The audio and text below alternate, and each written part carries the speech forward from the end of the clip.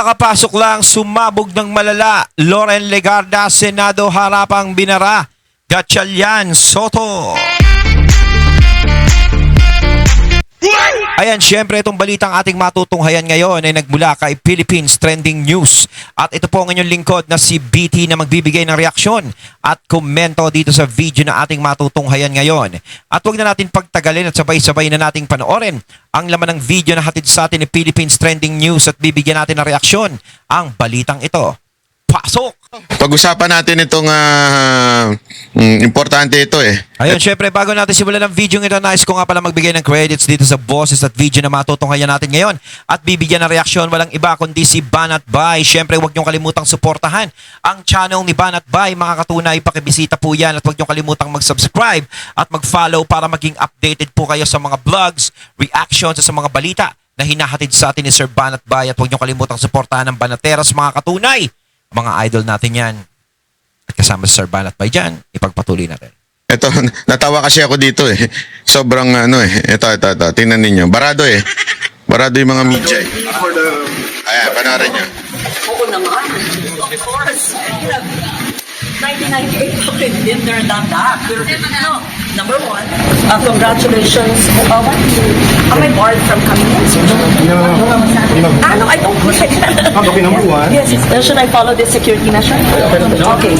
Say mo, number one. Am I late to see you? Ma'am, next ko din yung number one. Later. Kasi, bakit nangaharang ng ganun tayo na sila? Ang kami lang, number one. Okay. Congratulations. I'm truly, sincerely happy kay Sherwin. He's a good friend, very competent, brilliant, disciplined, and we work well together. Congratulations. So happy for him, for the institution. Number two, congratulations to former Senate President, Minority Leader Tito. Diba? Siya na ang pro tem. And willingly, happily, I relinquish because they have the 13 votes. And of course, congratulations to Migs, another dear friend, very competent, hardworking majority leader, and for the institution. So we must all work together. They have 13 votes. So we respect and appreciate and recognize the 13 votes to elect the officers of the Senate. Tama na Ayun ngayon. na, sinagot na ni Senator Loren, kaso nga lang ang kukulit ng mga nagtatanong sa kanya paulit-ulit. Ma'am, may allegations of pressure from Malacanang. Ano ba yun? Bakit akong tatanungin mo? Tanong mo yung mga pinipressure. Okay. Oh, tama. Ayan kasi. Tama nga naman yun. Bakit siya tatanungin nyo? Hindi naman siya pinipressure. Di ba? Ngayon kung may mga pinipressure doon, bakit hindi yun yung tanongin nila? Yun yung ibig sabihin nun. Bakit hawak ba ni Senator Loren yung buhay ng mga nagpinipressure? Para maramdaman niya yung mga nararamdaman ng mga pinipressure. Sabihin niya, halimbawa, si Senator Jinggoy, ganito, ganyan. Kailangan ba ipaliwanag pa isa-isa ni Senator Loren yun? Tsaka yung mga ibang pinipressure. Diba? Kumbaga, nandiyadyaan na siya, sinagot niya na yung mga tanong nyo, nag-congratulate na siya, diba? Kinongratulations niya. Yung mga pumalit sa kanila, congratulations. Kumbaga, dapat hindi na kinukulit kasi naman minsan yung media, napakakulit. Yung tipong nasagot mo na, gusto pa paulit-ulit. Gusto nyo ng balita, nangiintriga kayo. Oh. Tama nga naman, bakit siya ang tatanungin Parang hanap butas eh. mo? Sino ba ang pinressure? Yun ang tanungin mo. Remember, Rule 2, Section 2. Alam ba nyo yun? Ng rules ng Senado. O what is it kung alam nyo? Bawal ang chismoso. Dapat alam nyo, pag nagtatanong kayo, dapat alam nyo. Ay, ang tatanga-tanga ninyo. Taray ni Senator Loren, ha? Tama nga yun. Pag nagtatanong kayo, dapat alam ninyo. Hindi mo alam mo, Senator Loren, mamaya bigla kang barahin yan. Kaya nga kami nagtatanong, di namin alam eh. Hindi namin alam kasi wala kaming alam.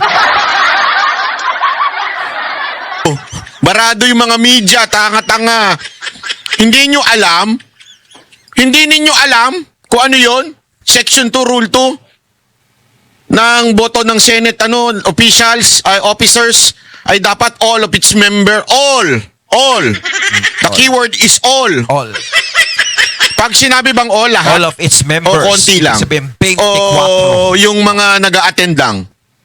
Di ba sinabi all? O all. Wala naman sinabi. Kumbaga, hindi 12, hindi 11, hindi 5, hindi 3, kundi all. As in, 24. 2, 4, 2, 4. Capital 2, 4, 5. Diba? Dapat 24. Diba? Hindi dapat 12. Hindi 11. Hindi 9. Hindi G's. Kaya wala nang kulit-kulit kay Senator Loren, ha? All that is attending. All that is not yet suspended. Oh, all that is not jailed. All. Alinaw-linaw doon, all. All yun. Inan yan, bobo. Inis ako. Daming bobo kasi dyan eh. Rule 2, Section 2. The officers of the Senate will be elected by a majority of all ALL, its members. How many members are there in the Senate? L. Hindi po ba OL? Dapat pakipag-usap tong mga to kay late Rene Requestas eh. Capital A-L-L-U. Talagang nilinaw na ni Senator Loren eh, no? Talagang in-spell niya pa naman diin eh. A-L-L. As in all. Oh. Tama naman. Di ba? Masyado nyo kasing iniinis si Senator Loren eh. Di ba? Kumbaga sinagot niya na ang dapat niyang sagutin. Tanong pa rin kayo ng tanong. Pati yung mga tanong na hindi dapat sa kanya, kanya nyo itinatanong. Kumbaga, anong pakialam ko sa problema nila? Kuliting kasi ng media paminsan-minsan. All. Hindi nyo alam eh. Tanong kayo. Nagalit tuloy si Madam Loren. If you count Junggoy, How many members are there in the Senate? 24. Just answer me. What is half of 24? 12. What is a majority? Is it half or... that's one. Okay, so 13. They elected 13 today. We recognize and appreciate and are grateful for that. Does it See? move the SC petition? Yun, kumbaga parang naging 13 na sila. Di ba? Kaya, ayan, ginagalang na nila yung naging desisyon. Kaya magpapasukan na sila. Kasi tapos na eh, wala na eh. Di ba? May mga naghudas na. I'm not the Supreme Court, but it should not because the June 3 is a different issue. That was 12. You just answered my question. It's 13 today. Bye-bye. Ah. It's 13 today. Bye-bye. Tanga-tanga nyo. Bobo. Leche. Punyeta. Minsan kasi pag yung media kaharap mo, kailangan mahaba rin ang pasensya mo eh.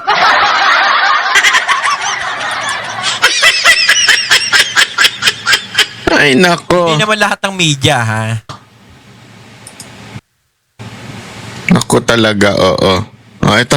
Thank you, ma'am. Next time, pag magtanong kayo, alam niyo yung rules, ha? Oh, may pahabol pa. Yari ka ngayon. Kaya ako sa inyo, wag na kayo magtanong kay Senator Loren, mabubutata lang kayo dyan. Bobo. You welcome the new leadership po. How are you today, ma'am? For the new leadership, how are you? How are you again, ma'am? Sorry. Yung tinanong nila kay Senator Loren, itatanong naman nila kay Senator Pia ngayon. Ang kukulit ng mga puta. Kala mo mga sirang plaka eh. Are you happy, ma'am? Are you supporting the new leadership, ma'am? Tatanungin pa si Senator Pia kung are you happy, ma'am? Na napalitan na yung bagong leadership sa Senate. Diyos ko naman, sa kanya nyo pa ba itatanong yan? Eh di wow.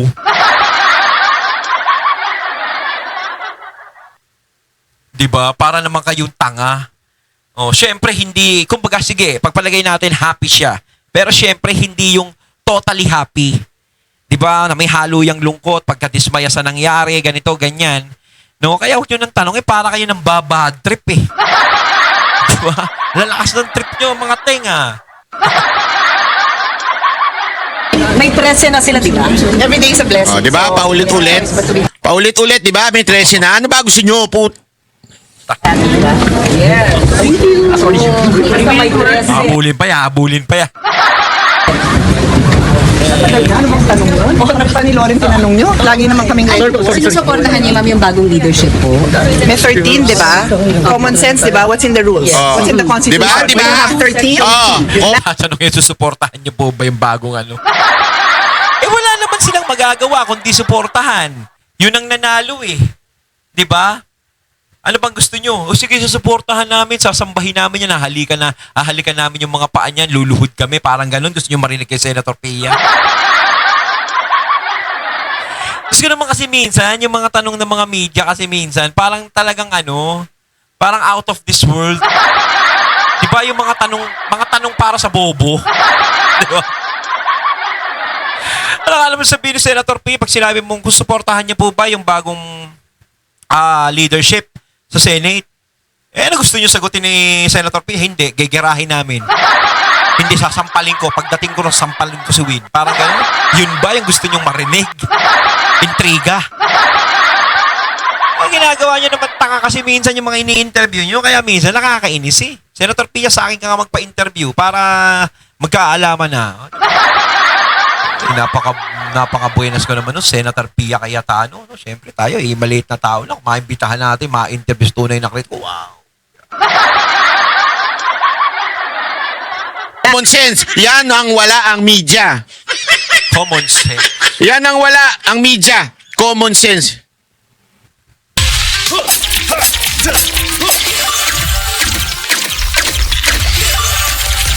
Diba? Ito yung kumakalat sa Facebook na ini-interview si Senator Pia, tapos ang nilalagay nilang caption, lumabas ang tunay na ugali ni Pia Cayetano. So ito, pinanood ko. Para sa akin, yung nilalabas nilang yun, yung kinakalat nilang lumabas ang ugali ni Senator Pia, Diyos ko naman, sino ba naman ang hindi lalabas ang tunay na ugali sa ganyan na paulit-ulit ang tanong at gusto nila paulit-ulit ang sagot? Diba? Paulit-ulit ang tanong, ano bang hinihintay nila na madulas yung tinatanong nila? Na sabihin, hindi ako kontento sa bagong leadership. Pagdating ko ng Senado, sisipain ko yan. Dapat ba ganun? Sinagot na ni Senator Loren. Sinagot na ni Senator Pia. Baka na naman pag may mga pumasok sa Cayetano Block, sa mga minority ngayong bago, tanongin nyo na naman, are you happy to the Senate? Yan. Common sense naman. Yung tama yung sinasabi ni Senator Pia, ni Sir Banat Bay na common sense. Yun ang kulang eh. Kaya kayo nababara eh. Oh. Ayan ang problema sa inyo. Kaya para sa akin, tama lang yung ginawa ni Senator Pia. So yung mga kumakalat sa Facebook na sinasabing ugali daw ni Senator Pia ay lumabas, ay naku, bahala sila sa buhay nila. 'Di ba? Kasi para sa akin ito, talagang may katwiran, talagang magalit yung tao dahil sa mga ganyang ginagawa nila. Yung mga tanong na talagang minsan nakakabwisit na paulit-ulit na lang. 'Di ba? Ikaw, tanongin ka ng paulit-ulit eh. Anong ulam? Ganito, tanong ng tanong sa'yo, mabubwisit ka na eh. Oh.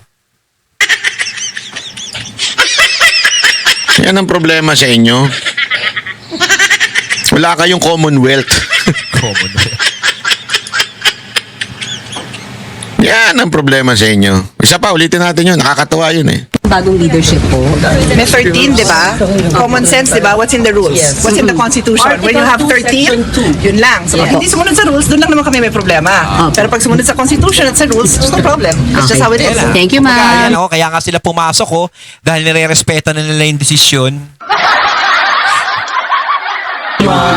No, di ba? Tanga-tanga nyo, wala kayong common sense eh. Bobo. Ako na magsasabi. Alam ko hindi nyo kayang sabihin yan, Senator Cayetano at saka tawag dito, Senator at saka Loren Legarda. Hindi nyo masasabing bobo sa media. Ako na lang. Ang bobo kasi ng mga media eh. Bayaran na nga, bobo pa. Ayon, at ating natunghayan ng video na nagbula kay Philippines Trending News. At syempre natunghayan natin ang boses at video na yon na nagbula kay Sir Banat Bay. Ayan yung binigyan natin na reaksyon kayo mga katunay. Anong masasabi nyo tungkol dito? Comment lang po kayo sa comment box. So once again, I'm BT and I'm out. Peace.